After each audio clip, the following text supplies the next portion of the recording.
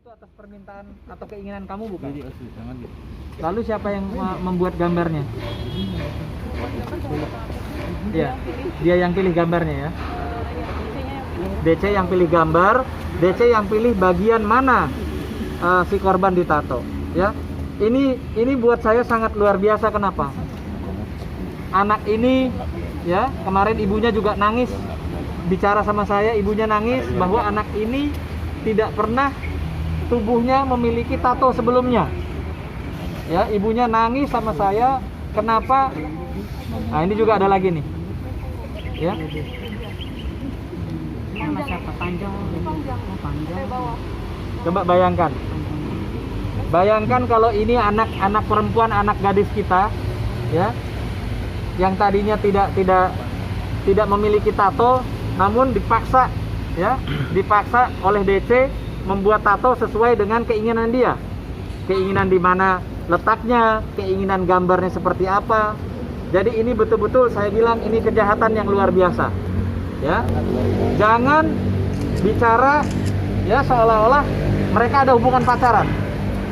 Semua itu ada rangkaian peristiwanya, ada rangkaian bujuk rayunya, ada rangkaian tindak kriminalnya. Dan ini betul-betul bukti, ya, yang menandakan bahwa DC memaksakan kehendaknya untuk membuat tato di badan korban dan gambarnya pun dia yang...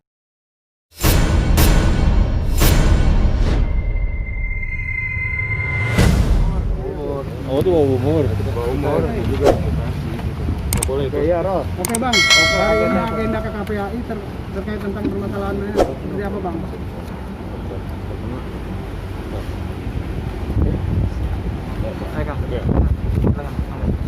Jadi kebetulan hari ini kita rencananya mau konsul, membuat pengaduan ke KPAI, tapi kebetulan karena memang masih kegiatan work from home, jadi kita atur ulang lagi. Tapi kita ini sudah buat bukti laporan ini untuk 2 korban. Dan korban di bawah umur kemarin didampingi oleh ibunya, dan kemudian korban yang sudah dewasa juga sudah membuat laporan. Sementara ini ada 2 laporan di Polrestabes Bandung untuk tersangka DC, terlapor DC hari ini. Ya, kita berharap hari ini juga kita ada BAP, kita bereskan BAP pelapor dan korban supaya segera ini penyidikan segera dilakukan gitu. Dari laporan biasa menjadi penyidikan. Bang, laporannya terkait tentang untuk yang dewasa kita laporannya 285 286 ada pemerkosaan, kemudian untuk yang anak di bawah umur kita melaporkan di pasal 81 dan 82 Undang-Undang Perlindungan Anak. Lebih spesifik lagi untuk korban yang di bawah umur. Sementara ini kemarin kita juga sudah dua-duanya sudah divisum. Mudah-mudahan hasil visumnya sudah keluar, dan korban kemarin juga sudah dicek, terutama kaitan karena mengalami pendarahan. Untuk korban yang di bawah umur ini kita juga sudah cek di rumah sakit. Mudah-mudahan terlampir juga di dalam hasil visumnya. Gitu. Ada saksi-saksi lagi? Saksinya sudah ada juga kemarin diperiksa, tapi nanti mungkin akan sementara ini saksi untuk penyidikan atau pelaporan sudah ada juga diperiksa. Ya mudah-mudahan nanti hasil pengembangan penyidik akan diperlebar ke saksi yang lain, karena setiap korban ini dipaksa untuk membuat tato atas nama si pelaku. Kemudian ini kelihatannya tukang tatonya juga harus diperiksa, karena memang pada saat ditato ini si korban tidak mau ditato, tetapi dipaksa sama pelaku dengan ke tukang tato itu memaksa untuk menato si korban. Jadi ini akan ada pengembangan terus dari pihak penyidikan. Bang, keduanya korban itu sejak kapan dia kenal, terus di mana, terus apa yang terjadi dari awalnya? Untuk korban yang pertama yang melapor itu yang sudah dewasa itu mereka berhubungan sejak bulan April, kemudian dalam kurun waktu 1 bulan itu putus. Nah, untuk korban yang pertama ini anggap saja berhubungan, kemudian dia diajak main ke rumah temannya di Bandung, disuguhi minuman, kemudian sadar-sadar dia sudah dibawa ke rumah si pelaku. Jadi perbuatannya itu dilakukan di rumah dia sendiri. TKP-nya di TKP-nya di rumah dia sendiri, di rumah si pelaku. Nah, untuk yang kedua itu, jadi si korban ini sedang sakit, minta diantar ke dokter, tetapi bukannya dibawa ke rumah sakit, tapi malah dibawa ke Bandung. Ini anak yang di bawah umur. Dia tinggal, ya boleh disekap lah di rumahnya, kurang lebih dari tanggal 8 Juni sampai 27 Juni. Nah, yang anak di bawah umur ini kemudian sama modusnya dengan diberikan minuman keras sampai dia mabuk, kemudian dilakukan percabulannya, pemerkosaannya. Setelah itu besoknya dipaksa untuk membuat tato. Nah, untuk korban yang anak kecil ini, yang di bawah umur ini, dia menolak menato nama si pelaku. Tetapi konsekuensinya ketika dia menolak, tatonya jadi 3, di leher, di punggung, dengan di pinggang sebelah kanan. Itu dipaksa. Gambar itu sesuai keinginan si pelaku, dan letak tatonya pun juga sesuai dengan keinginan pelaku. Gitu. Bang, katanya ada intimidasi dari DC ya. Intimidasi kalau nggak menuruti pelaku kemauannya dia akan disebarkan video serinya, gimana Bang? Jadi infonya yang kami terima dari para korban, ya ini sama. Kami terima seperti kayak rangkaian modusnya itu sama.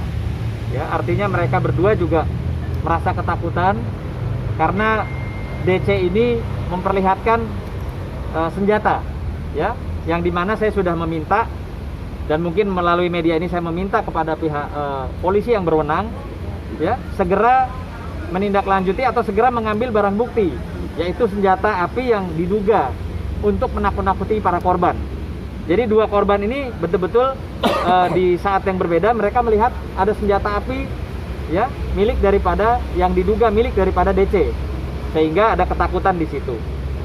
Lalu saya lihat modusnya sama adalah ketika selesai si DC ini, ya, melakukan hubungan terlarangnya, dia memaksa kepada para korban ini untuk memakan obat-obatan yang sampai saat ini kami juga tidak ketahui obatnya obat apa. Ya, pokoknya setelah berhubungan dia selalu memaksa korban untuk memakan satu jenis obat yang kita belum tahu. Makanya kemarin kalaupun ada pendarahan, saya minta juga di visum juga supaya dibuka semua obatnya jenisnya apa gitu ya. Dan lalu untuk korban yang masih di bawah umur ini, kami menduga atas dasar informasi daripada korban yang di bawah umur ini, bahwa dia merasa diambil gambarnya, ya, difoto, lalu juga ada video ya, ada video juga diambil, dan ini yang dijadikan bahan ancaman, ya, bahan ancaman kepada si korban untuk, ya, tetap mengikuti apa keinginan daripada DC. Berarti ada penekanan pengancaman juga ya kalau tidak mau mengikuti kemauan DC ini, Bang. Ya, jelas dari hasil wawancara kami, dari kedua korban juga mendapatkan hal intimidasi yang sama.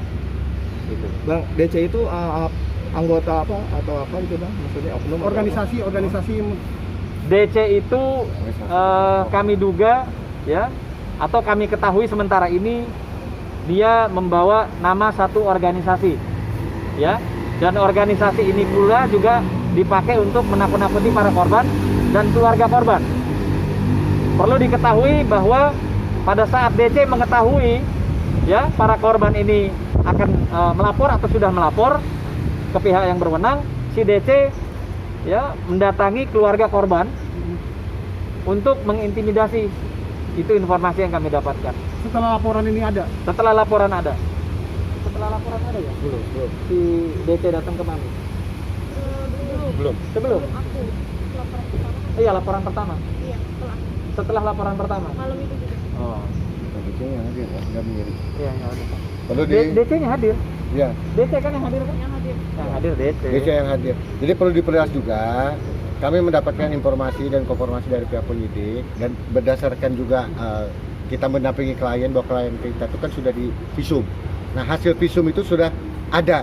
Nah, kami meminta kepada Kapolresta Tabes untuk segera menindaklanjuti dengan adanya hasil visum tersebut, agar klien kami segera dilakukannya berita acara pemeriksaan lanjutan untuk tentang visum itu, segera dilakukan penangkapan atau penahanan terhadap pelaku. atau terlapor. Demikian. Bang, terkait laporan abang, DC bisa dikenakan pasal berapa bang? Hukumannya berapa lama? Baik, kalau Ya, jadi kan tadi saya sampaikan untuk korban yang dewasa itu pasalnya 285 286 pemerkosaan. Ya kisaran di sampai 9 sampai 15 tahun. Tapi untuk yang di bawah umur ini karena khusus untuk pelindungan anak ini kemungkinan dia minimal 5 tahun sampai 20 tahun dan denda beberapa miliar. Itu pasal yang kita laporkan. Jadi pasal 81 dan 82 Undang-Undang Perlindungan Anak. Bang, kemarin saya lihat di Instagram ada pembelaan dari DC bahwa dia mengatakan bahwa kita didasarkan hubungan suka sama suka. Benar atau enggaknya itu bang? Oke, sekarang kita sama-sama menggunakan logika ya. Katakan mereka berhubungan, artinya suka sama suka, ya. Tapi ketika pasangan yang lemah dalam hal ini perempuan, ya, diperdaya atau di bahasa gampang ini dibikin tidak sadar, lalu dikerjain, ya, disetubuhi, itu tidak dapat ditoleransi, tidak dapat dikatakan itu suka sama suka. Dia tidak sadar kok, ya. Dan kenapa terjadi berkali-kali setelah kejadian pertama yang dia tidak sadar dikerjai? Karena ada ancaman, ada rasa ketakutan yang dibuat oleh si DC, ya. Ketakutannya itu adalah takut video atau fotonya disebar, ketakutannya adalah karena dia memiliki senjata api, ketakutannya adalah ketika dia juga selalu membawa nama satu organisasi, bahwa saya ketua organisasi. Nah, itu yang membuat para korban yang terutama yang anak di bawah umur ini ketakutan, gitu. Jadi memang ada hal-hal yang membuat, ya, atau mengikat si korban supaya tidak lepas atau tidak mencoba untuk melakukan upaya-upaya hukum lainnya. Karena kalau ditanya kenapa baru sekarang, karena saat inilah, ya, para korban datang ke kami dan berani menyampaikan, sehingga kita juga secara hukum, penilaian kami ini ada satu peristiwa hukum yang harus diungkap. Kalau kemarin-kemarin para korban masih dalam pressure ketakutan, ya. Jadi jangan berdalih kenapa sekarang baru lapor, kenapa nggak dulu. Ya justru ini kami lapor, ya, karena buktinya ada ancaman. Dan terlihat kok, kita bisa lihat sama-sama di Instagram, ya. Saya juga kebetulan sudah punya buktinya bahwa si DC ini memamerkan senjata apinya, gitu loh, ya. Jadi membuat resah atau ketakutan. Dan di Instagram juga kami melihat, atau menurut dari keterangan juga para korban, dia suka pasangkan foto-foto dengan pejabat, gitu loh, sehingga membuat betul-betul keluarga korban dan si korban ini ketakutan. Jadi itu tidak bisa sama sekali dianggap mereka tuh berhubungan pacaran yang normal atau wajar, ya. Dan ini modusnya kenapa? 1 bulan diputusin, pacaran lagi sama si 1 bulan diputusin. Nah, ini yang menjadi tolong menjadi perhatian bahwa tidak bisa dikatakan berhubungan pacaran seperti layaknya orang yang wajar, karena di situ ada ancaman, ada perbuatan membuat tidak sadarnya seorang wanita, ya. Ada pengambilan gambar, video atau foto tanpa izin. Dia ngambil gambar kamu izin nggak? Foto kamu izin nggak? Ya, jadi tidak ada izin sama sekali dari para korban.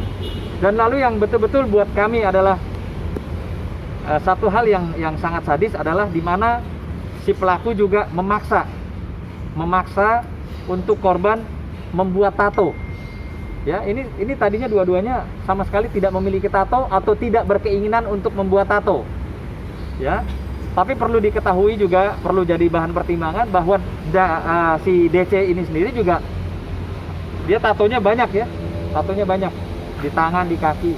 Sehingga dia juga kami duga dia memaksakan kehendak untuk membuat tato, di mana si korban di bawah anak di bawah umur ini dipaksa untuk membuat 3 tato. 3 tato dan 3-tiganya gambar itu dia yang pilih. Betul ya? 3 gambar dia yang pilih, lalu letaknya pun juga dia yang pilih, gitu loh. Jadi betul-betul kemanusiaannya, haknya si korban dalam hal ini sudah dirampas dan dipaksa. Bang, ada himbauan bang buat para orang tua atau apa segala macam lah yang mungkin untuk lebih berhati-hati untuk hal-hal seperti ini. makanya kami selaku kuasa hukum hadir ke Komisi Perlindungan Anak gitu Indonesia. Maksud dan tujuan kami hadir di sini, ini tidak semata-mata ini hanya persoalan klien kami, ini sudah menyentuh persoalan wanita perempuan Indonesia Dan anak yang di bawah notabene masih di bawah umur. Di sisi lain, kami yakin dan percaya berdasarkan konfirmasi yang kami terima gitu. Dan kami khawatir juga akan ada korban-korban yang lain. Untuk itulah kami meminta Komisi Perlindungan Anak Indonesia segera membuat rekomendasi dan meminta kiranya memohon kepada pihak kepolisian untuk segera terlapor ini dilakukan proses hukum. Terlebih sudah ada visum gitu. Apalagi hasil visum itu ada pendarahan di salah satu korban, bukan begitu ya? Ya. Nah, hasil visum ini sesuai dengan mekanisme prosedur, kami ke KPI ini dengan rekomendasi tadi yang meminta untuk segera dilakukan penahanan. Oke, ada yang ditanggapi Bang Rahman? Satu hal lagi tadi kaitan komentar dia di Instagram yang menyampaikan pembelaan itu silakan saja. Kita berharap juga dia juga mempersiapkan segala sesuatunya ya supaya mempermudah proses penyidikan. Yang jelas begini, ketika korban ini di bawah umur sudah melapor, mungkin kalau dia paham hukum, dia tahu konsekuensinya. Karena yang dia pacari atau dia yang lakukan pencabulan ini terhadap anak di bawah umur. Dan Undang-Undang Indonesia melalui Undang-Undang Perlindungan Anak kan sudah memproteksi sekali ini. Dan ada konsekuensi yang cukup berat terhadap pelaku ya dalam tanda kutip ini dikatakan predator anak.